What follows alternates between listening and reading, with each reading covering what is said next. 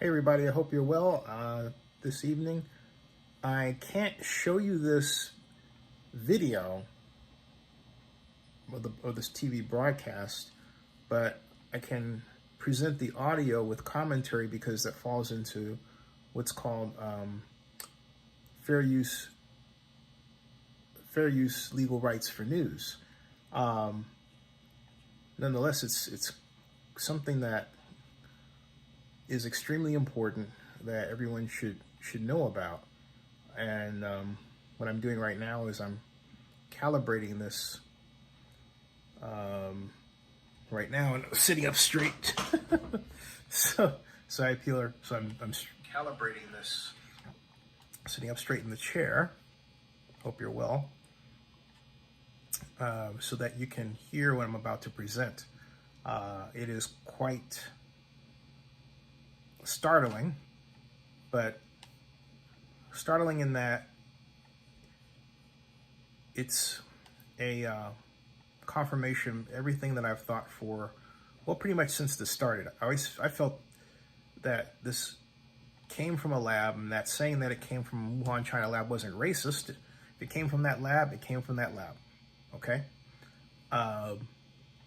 And there you go. So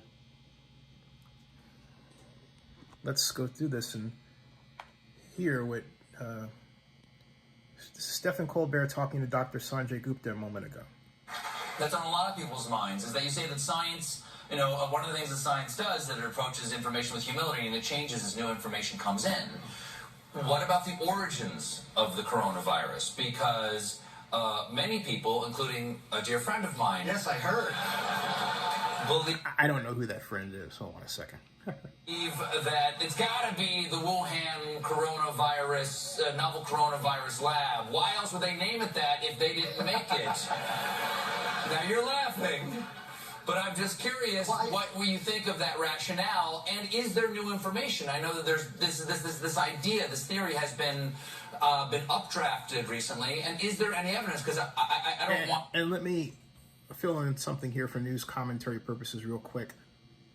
The first idea advanced by a paper that was published in Nature over a year ago was that the virus was produced and transferred by bats, but there was no evidence to confirm that. It was something that came up as a speculative take in this paper in Nature that, if you read it carefully, it tells you that conclusion is not definitive, that it's speculative. However, a number of people skipped over the speculative part because I guess it signed its own scientific-y, if you will, and started repeating it. And then it was used as a weapon against the Trump administration because Trump started referring to it as the China virus, and that took on a life of its own. And so you had people hardening themselves and saying it didn't come from China, only to, piss off the Trump people, and it became something that had nothing to do with the virus itself. So a lot of information that could have saved our lives was blocked. But anyway, let's continue hearing Dr. Gupta. I mean, right, I just want to know what the truth is. What do we know so far? Yeah, right. I do want to be right. I think that this really has to be investigated. I mean, I think the lab leak theory was dismissed by a lot of people and used for political sort of gamemanship without any evidence. There was no evidence that it leaked from a lab. There's what no did I evidence say? that it didn't leak from a lab. What did I sort say? of the nature of science again. So why does it come back around again? But I actually saying no, it should definitely be investigated. Yeah, I think there's a few reasons. I did this interview with Robert Redfield, who was head of the CDC at the time, and he came out and said, this was in February of this year, that he thinks that that's likely how this escaped, and he's someone who had access to raw intelligence and raw data. And when you start to look at the pieces, like, were there people who got sick in that Institute of Virology? They got sick in October, November timeframe. That's interesting, because we thought this didn't really start to hit the scene until the end of December. Right. So they got sick. Right. Was that sickness caused by COVID? Was it caused by something else? We come to find out, as I heard from other people, that lots of personal protective equipment was being purchased in China from other countries, including the United States, at least 30 days before the rest of the world was given notice. Whoa. Did they know something? Was something known? Whoa, hold on a second. That's news. He said that China and the lab purchased personal protective equipment 30 days before the rest of the world knew about what was going on, which means they knew. That's classic circumstantial evidence. Let's continue. We don't have evidence to say that that proves to a lab leak theory. But That points to deception. Right. But it doesn't point to. But why deception? No, absolutely. So this idea that it was biomanufactured as a weapon somehow versus an accidental lab leak versus a natural jump from animals to humans. Those are really the three things on the table. The bioweapon part of it, I think most people don't really think that that's what happened. But the idea that this virus could have been studied in the lab, could have been increasingly exposed to human cells, and accidentally leaked out of the lab is a theory that I think is very worthy of investigation. There's something else. There he goes, okay? Right there. He said it's a theory that's worthy of investigation. In other words, it's possible, okay? More believable than right, the and that comes a long way from even what he said a year ago plus. But, you know, our own isms have really botched this crap up. Let's continue. Typically, when a virus jumps from animals to humans, it kind of sputters along. It takes a while for it to sort of gain steam. As was explained to me, this thing came out 90 miles an hour and all of a sudden just started infecting wildly. Why? Well, if it had been studied in a lab and exposed to human cells, it was becoming more and more efficient. It was becoming smarter at the time that it leaked. It was a huge problem. Now, you've been informing Wait, think about what he said. He said that viruses are becoming smarter. And if I were Colbert, I would have asked him, well, how does a virus become smarter like that? And have you ever heard of a virus becoming that smart that fast? Well, that's what the variant came from. Right, but I'm saying I mean, you would have... I'm saying that someone would have to design a virus to do that. No virus just comes out all of a sudden. It's so intelligent, it figures out your main weak point and then improves itself to survive against that. That's like an animal. Viruses are animals, but that's like an animal that does that.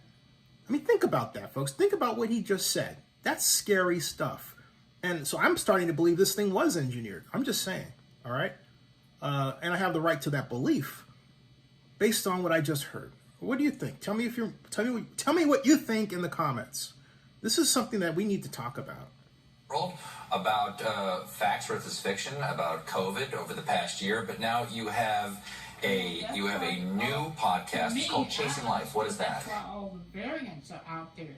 Once that virus is out, it somehow figures out a way to become more stronger. Right, that's what I'm saying though. My question is, what virus in our history has had that kind of characteristic without it being designed to do that? All right, because he just said it. He said normally if you have a virus that, you know, is transferred from animal to animal, it sort of leaps along and it peters out, which means it doesn't figure out how to survive. This thing is figuring out how to survive. That's scary. That's not only... But my point is, name a virus in our history that has done that. Someone tell me. I don't see anybody typing anything. Some of you are watching, but you tell me. We're on the internet. Tell me what virus has done that. That's scary, folks. Well, they've always said if you keep on taking all these antibiotics, that there's going to come something that just you can't cure. So to me, that's on the same line. My point is, I think somebody designed this. That's my okay. Chasing Life is what have we learned this past year? What have you learned about ourselves? What have you learned about human connection? And also, I kept thinking about the country in some ways, Stephen, as my patient throughout this pandemic. I really did. I felt So that's a different subject, but I just wanted to get that out about what Dr. Gupta said for discussion. And again, anybody has an idea, one way or the other, I don't care. I'm not trying to make a political statement. I'm just trying to figure out what the heck is going on. Something else, too, to keep in mind for those of you who are watching, is he said for it to even could spread as scary as signs of being created. Yeah, my point is that David Perdue, when he was senator, was the focus of a commercial put out by his challenger, who's now Senator John Ossoff, where he was coming out of a classified meeting in the coronavirus to make stock picks. But the commercial focused on the fact that he was making stock picks, not on the fact that he was in a classified meeting about the coronavirus. My question is, has that meeting been declassified to tell us what was discussed in that meeting? Given what's being said now, we really have a right to know. It's cost almost 700,000 lives. Don't you think it's about time we declassified all this material and let the chips fall where they may? I think so. I really think so.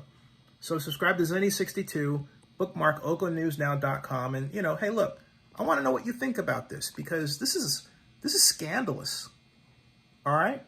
That we have people out there that where there's smoke, there's fire, knew, it would seem, that this was created, manufactured. Sanjay says he doubts it's a bioweapon, but given its behavior, why would it not be? As John Marks just wrote, declassify all of it now. Yeah, declassify all of it now. Let us know what's going on. We have a right to know, because it's killing us. And this is around the world, not just the United States, the UK, France, Belgium, you name the place, Japan. You saw the impact on the Olympics. Donis says, do you think the pandemic will ever be over? I hope so, Donis. But I think a great path toward the end of the pandemic is the absolute truth about this virus. Eric Rader says, I agree, because the lab in China had bats over there for decades. I never believed that bat story. No, I don't believe it either. I don't believe it either. All right. Wow, this is something else. I need to find an expert to get on the show to talk about this more. Maybe I can get Sanjay himself. Yeah. All right, subscribe to Zenny62 and bookmark oaklandnewsnow.com. That ends this broadcast.